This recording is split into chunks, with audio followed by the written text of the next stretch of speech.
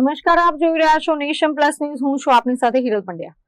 વડોદરા શહેરની સાથે સાથે જિલ્લાના પાદરા તાલુકામાં પણ આજે લોકશાહીનો ઉત્સવ ઉજવાઈ રહ્યો છે. ત્યારે પાદરાના ઘાયજ ગામે બરોડા ડેરીના ચેરમેન દીનુ મામાના સુપુત્ર અને સહકારી અગ્રણી દક્ષેશ પટેલે પણ મતાધિકારનો ઉપયોગ કર્યો હતો. પાદરા તાલુકામાં આજે પંચાયતી રાજના ગઢ જીતવા માટે મતદાન પ્રક્રિયા શરૂ થઈ છે.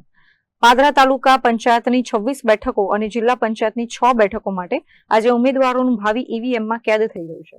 ત્યારે પાદરાના રાજકારણના દિગ્ગજ નેતા અને જાણીતી સહકારી સંસ્થા બરોડા ડેરીના ચેરમેન દીનુ મામાના પુત્ર દક્ષેશ પટેલે આજે ઘાયજ ગામના મતદાન મથકે પહોંચી પોતાના મતાધિકારનો ઉપયોગ કર્યો હતો.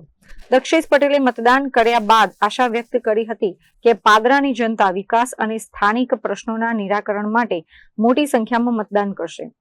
આજે સ્થાનિક સ્વરાજ્યની ચૂંટણી 2026 અંતર્ગત જ્યારે ગુજરાતમાં હર્ષો ઉલ્લાસ સાથે આજે મતદાનનો પર્વ ઉજવાઈ રહ્યો હોય ત્યારે હું પાદરા શહેર જનતાને, તાલુકાની જનતાને અને વડોદરા શહેર અને વડોદરા જિલ્લાની જનતાને નમ્ર અપીલ કરું છું કે આપ અવશ્ય મતદાન કરો અને લોકશાહીનો પર્વની ઉજવણી કરો. Prajesh Shah, nation plus news, Padra.